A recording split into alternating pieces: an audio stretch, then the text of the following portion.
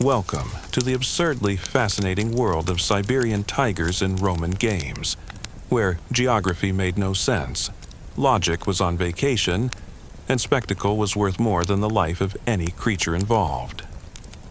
Prepare to discover how the Romans managed to transform the impossible into mass entertainment. The Roman obsession with the exotic. The Romans had a problem. No, it wasn't just inflation, barbarian invasions, or political corruption, though those things existed too. The problem was that they were bored. Imagine ruling half the known world and still waking up thinking, what can we do today that would be really impressive? The answer came in the form of an invisible imperial competition. Each emperor needed to surpass the previous one in grandeur, and it was no longer enough to throw some gladiators into the arena with blunt swords.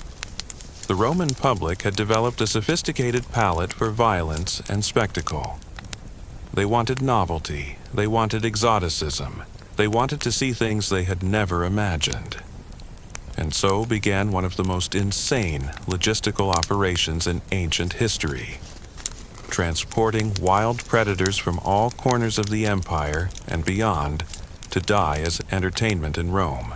The impossible journey from Siberia to Rome. Now, pause for a second and think about the logistics involved. We're talking about an era when a trip from Rome to Londinium, present-day London, took weeks, and that's when everything went well. Imagine trying to capture a Siberian tiger, one of the most lethal predators on the planet, in the frozen forests of Siberia, keep it alive during a months-long journey, and transport it across hostile terrain until reaching the Mediterranean. The bestiari, hunters specialized in capturing wild animals, were basically the precursors to National Geographic documentarians, only with a much, much higher mortality rate.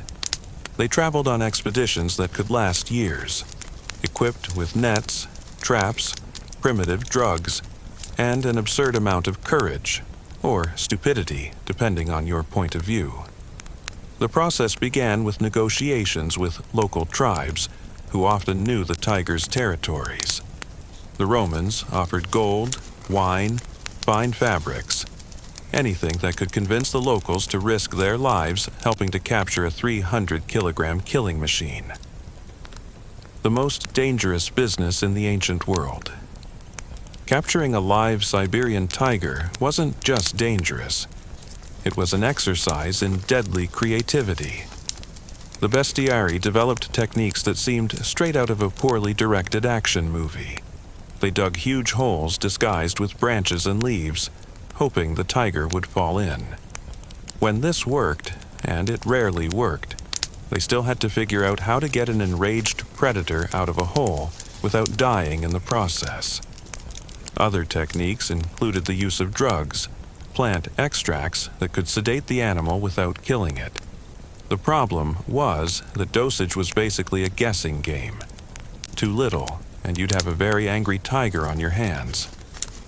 Too much, and you'd have a dead tiger, which meant months of wasted travel and a lot of lost money. Those who managed to capture a live tiger then faced the real nightmare, keeping it alive during the return journey. This meant transporting not just the tiger, but enough food to feed it for months. And tigers aren't vegetarians. They needed fresh meat, which meant bringing other live animals to be slaughtered during the journey, or constantly hunting along the way. The industry of the impossible. What started as isolated expeditions soon became a real industry. Merchants specialized in exotic animals established trade routes that extended far beyond the empire's borders. They created a network of warehouses and supply points along the way, small inns where animals could rest and recover from the journey. The price of a live Siberian tiger in Rome was astronomical. To give you an idea, a tiger cost more than an entire village with slaves included. It was literally worth more than its weight in gold, and that's assuming it arrived alive. Many died along the way due to stress, disease, or simply because no one really knew how to care for a Siberian tiger in a Mediterranean climate. The arena spectacle.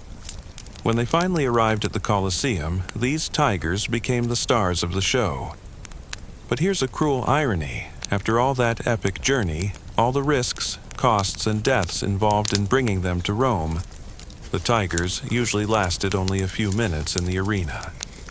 The Romans created elaborate scenarios for the combats. They built artificial forests with real trees planted in the arena overnight. They created temporary lakes, sand hills, even artificial snowfalls using ice brought from the Alps, all to create the perfect environment for the tiger before watching it die. But there's a disturbing issue that historians rarely mention. Many of these tigers, especially the Siberian ones, arrived at the arena already half dead. Rome's hot climate, so different from the frozen forest they came from, left them lethargic and sick. They didn't roar with the wild fury the audience expected. They panted, confused and exhausted. The economy of the absurd. The Siberian tiger business created a bizarre parallel economy. A class of specialists in keeping big cats alive emerged.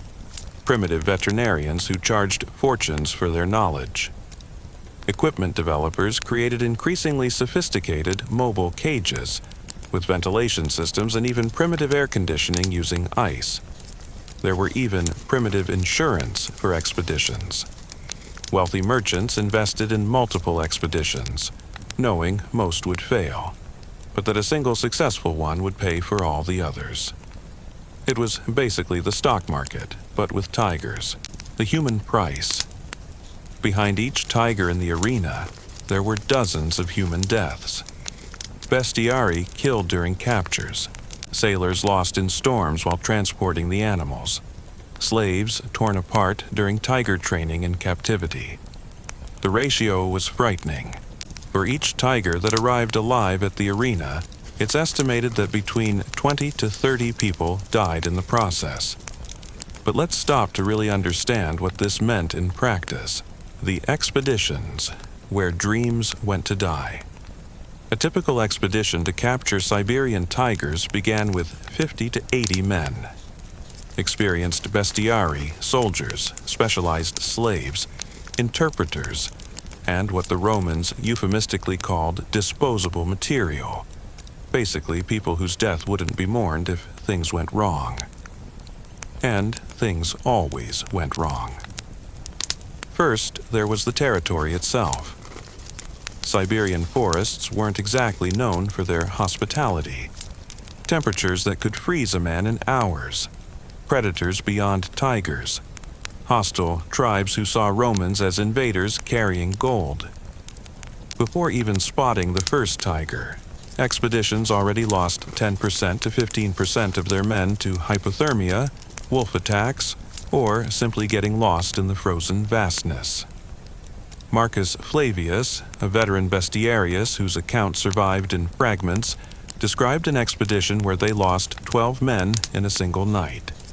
A bear invaded the camp, but the real killer was panic. In the total darkness of the Siberian forest, men attacked each other, thinking they were predators. When the sun rose, they found mangled bodies scattered across the snow, and the bear had disappeared hours ago. The deadly dance of capture. When they finally located a tiger, the real dance with death began. The Romans developed a method they called gradual siege, a technique that, in theory, allowed capturing the animal without killing it. In practice, it was an exercise in probability where the house always won. The tactic involved slowly surrounding the tiger using shields and nets, gradually decreasing the space until the animal could be sedated. It sounded simple, but Siberian tigers have a lethal peculiarity. When cornered, they don't flee. They attack. An adult Siberian tiger can break a man's neck with a single paw. Their 8-centimeter canines can pierce wooden shields like paper. And when they jump, which can be up to 10 meters horizontally, it's like a catapult of 300 kilograms of muscle and fury. Lucius Crassus, another bestiarius, reported a capture where a single tiger killed 9 men in less than 3 minutes. The animal had been cornered against a rocky wall, and when the men approached with nets, it simply exploded. Crassus described how the tiger moved so fast it seemed to be in several places at once, and how the sound of breaking bones echoed through the forest like dry branches snapping. The journey nightmare. If by miracle they managed to capture a live tiger, then began the second phase of the nightmare, transporting it back to Rome. This meant a 4 to 6 month journey through hostile terrain, always with the possibility of the animal escaping and massacring the entire expedition. Transport cages were impressive works of engineering, but also death traps for those working near them. Made of oak logs reinforced with iron, they weighed so much they needed teams of 12 men to move them. And stressed tigers do unpredictably lethal things. There was the feeding problem. A tiger needs 5 to 10 kilograms of meat per day. This meant the expedition needed to hunt constantly or carry other live animals for slaughter. Caring for these food animals was high-risk work. Panicked cattle and goats in wild territory are almost as dangerous as predators. But the real terror were the accidents. When a cage broke during transport, ET, and they broke regularly due to rough terrain, the result was always the same: total panic. Men ran in all directions, often straight into cliffs or ravines. Others froze with fear and were torn apart where they stood. The caretakers, living on a razor's edge. In Rome, keeping tigers alive until the games was a profession with brutally low life expectancy. The custodes bestiarum, beast caretakers, had to feed, clean, and care for predators that had spent months traveling and were in constant stress. These men developed techniques that bordered on surrealism. They used long poles with hooks to push food into cages, created pulley systems to clean enclosures without entering them, and developed whistle communication codes to coordinate care without awakening the animals. Even so, accidents were routine. Aulus Marcellus, a veteran caretaker, lost his left arm when a tiger managed to grab him through iron bars. He survived only because his colleagues poured boiling oil on the animal to make it let go. Marcellus continued working, after all. It was one of the few professions that paid well enough to support a family. He died 2 years later when another tiger managed to knock down part of its cage wall during an escape attempt. In the arena, the end of the line. And even in the arena, where the spectacle finally happened, human carnage continued.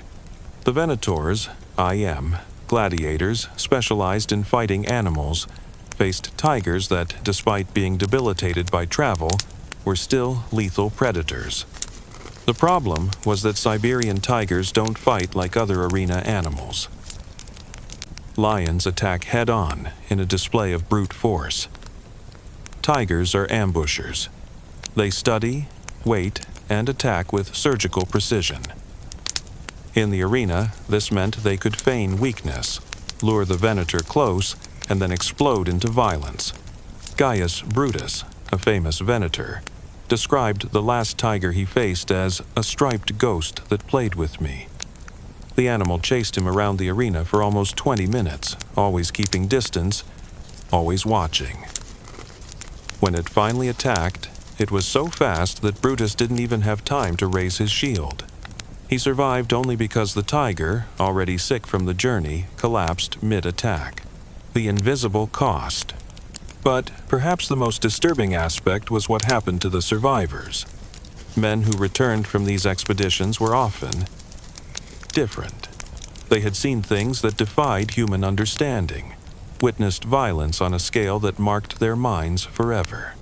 Many ex-bestiarii became alcoholics, unable to sleep without nightmares of yellow eyes glowing in darkness.